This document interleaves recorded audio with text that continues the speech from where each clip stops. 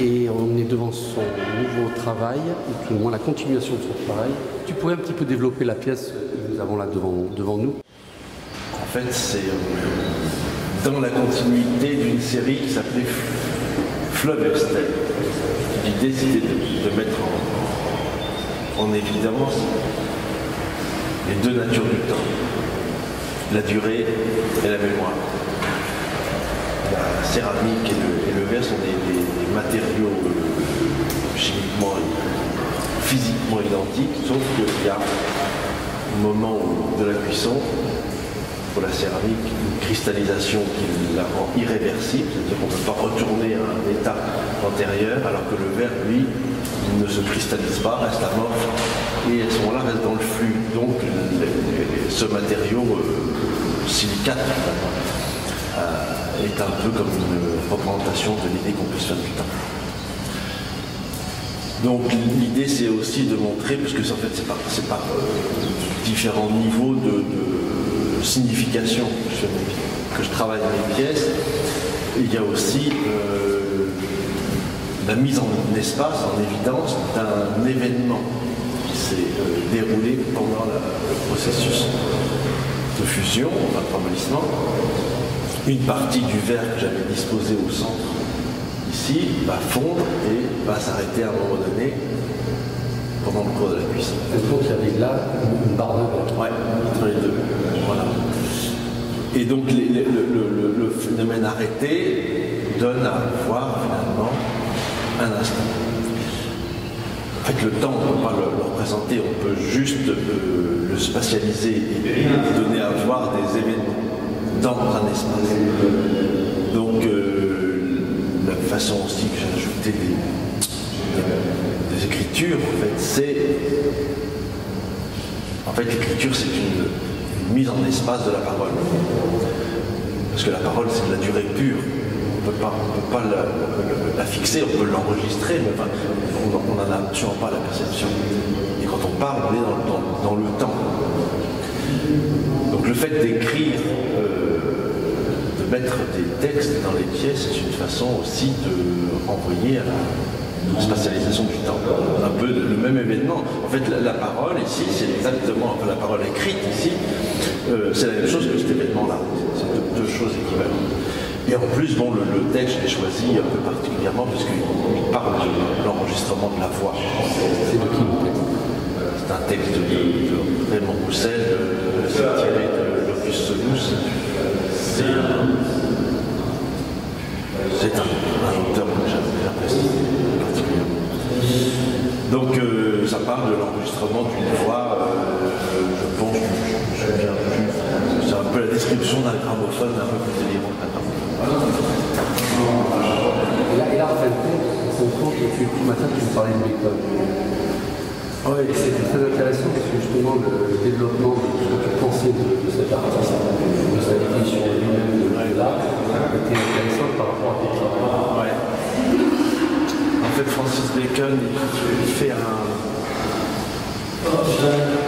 dans un entretien avec David Sylvester, il essaie d'expliquer le processus de création d'un peintre. Et ce qui est intéressant, c'est qu'il montre que la toile commence à se faire dès l'instant où le peintre, avec son pinceau, touche. On peut avoir toutes les idées du monde avant, mais le moment où le pinceau va toucher la toile fait qu'on n'est plus dans l'idée, on est dans la réalisation.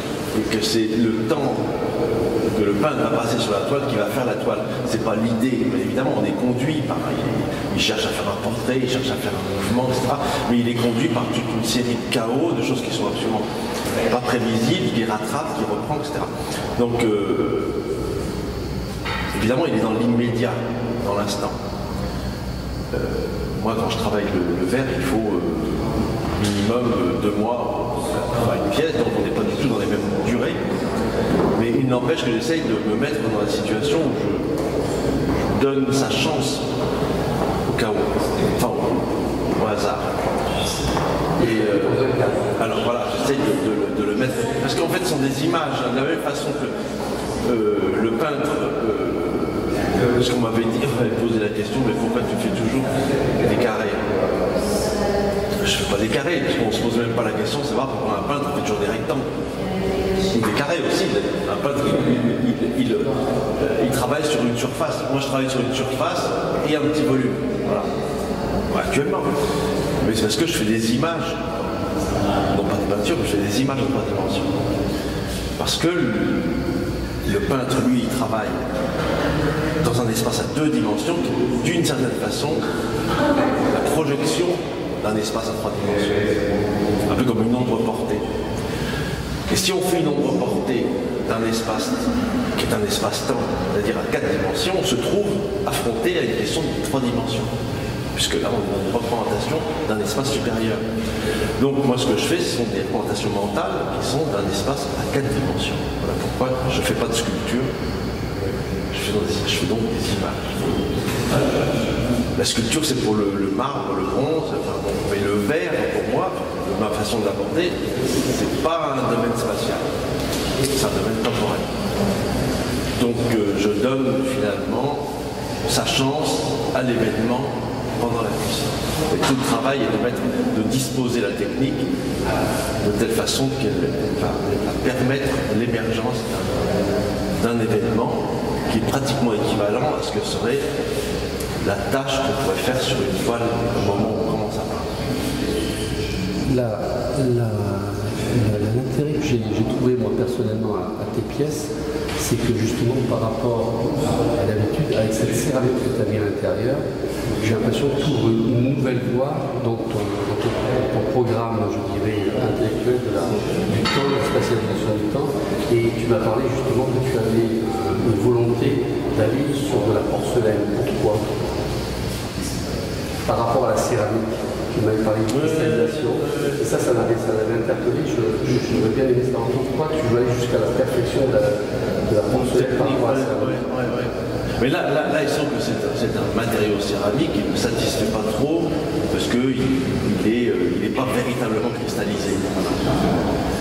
Là, je mets au point une porcelaine qui est réellement une céramique cristallisée à un moment donné.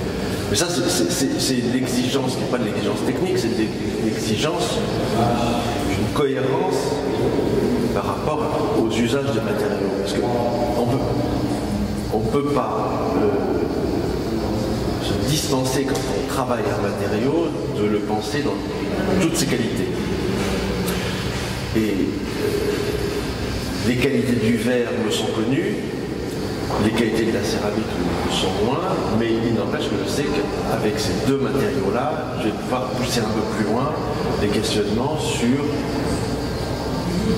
ce qu'il en est de la mise en évidence des données temporelles de la vie, dire ce qui est de l'ordre de la mémoire, ce qui est de l'ordre de la nature. Ces matériaux-là vont m'aider, sont des supports. Mais s'ils sont un peu bancals, comme cette céramique-là, que je trouve un peu bancale parce qu'elle n'est pas vraiment cristallisée comme je veux, ça ne me satisfait pas. Donc je vais pousser la technique jusqu'à trouver l'association véritablement de la porcelaine et du verre, même si c'est compliqué, mais c'est une satisfaction purement imaginaire. Enfin, il y en a qui se satisferaient de travailler avec de la résine et puis des inclusions d'une autre résine, etc. Donc pour toi, non, la symbolique du matériau est important. Voilà. C'est l'artiste. Voilà. Ben oui. Parle-moi justement, ça m'intéresse justement, c'est ton concept de l'artiste et du matériau, qui est intéressant parce que justement, je pense qu'aujourd'hui, souvent, le matériau est un petit peu désuet par rapport à l'artiste. On dit une grande dévotion à l'artiste et très peu au matériau. Oui, parce qu'on n'a plus du tout de relation avec des éléments de la nature. On n'est plus du tout dans une forme d'animisme. Il fut un temps où les sculpteurs de bois, par exemple, quand ils faisaient des sculptures, ils choisissaient, et c'était pas indifférent, d'utiliser du tilleul, ou d'utiliser du buis, ou d'utiliser du chêne, et encore peut-être dans la sculpture, d'utiliser des essences, parce que toutes les essences des bois avaient des connotations dans la religion. Il y a des matériaux qui qui étaient exclus de l'art. Enfin, on ne pouvait pas mettre des matériaux, parce qu'il y avait des symboliques. Voilà. Le verre assez symbolique, même Gallet, qui a pourtant une vision plus décorative, mais a utilisé le verre dans ses connotations de renvoi à des univers aquatiques. Voilà, oui. À chaque fois, on peut trouver chez les artistes, à un moment donné, des usages de matériaux qui sont liés à un imaginaire. Or, dès l'instant où on est passé dans un monde où l'art est essentiellement un concept, on ne se soucie pas du tout de l'incarnation. Il s'agit à la limite de mettre en forme une idée, et que, à la limite, que ce soit en céramique, en verre ou en bois. De toute façon, c'est le problème du design. L'important, c'est la forme, et après, ça se pose plus tellement. Alors que moi, j'estime que quand on travaille un matériau, on l'a choisi pour des raisons qui sont assez complexes, qui ne sont pas que des questions esthétiques, en fait, n'empêche que c'est aussi ça. Il s'agit de trouver, avec le matériau qu'on utilise, des résonances avec ce qu'on a envie d'exprimer. Moi, ce que je fais, c'est que, s'agissant des questions temporelles, j'ai découvert, parce que cette question-là m'intéressait avant même que je fasse du verre, j'ai trouvé que le verre était le matériau essentiel pour parler de la temporalité. Mais parce que je pense qu'il y a dans l'histoire des matériaux qui ont acquis chacun à un moment donné leur autonomie dans l'art. Par exemple, le bronze qui servait aussi bien à faire des armes, à faire des sculptures. À un moment donné, on faisait plus d'armes, on n'a fait que de la sculpture. Parce qu'on a trouvé après de l'acier. Puis l'acier aussi est rentré dans l'art, mais on a oublié que c'était aussi d'autres usages. Mais à un moment donné, il y a une autonomie et les artistes trouvent leurs matériaux à un moment donné. Et je trouve que le verre, c'est un matériau relativement récent qui correspond à un état de développement de pensée physique, qu'il est apparu étonnamment dans l'art au moment où quasiment Einstein découvre l'espace-temps. Donc c'est aussi un matériau qui peut répondre à des questionnements d'une physique qui a évolué. Donc, dans l'art, c'est normal qu'on évolue, qu'on pose des questions autrement. Merci Antoine. Voilà.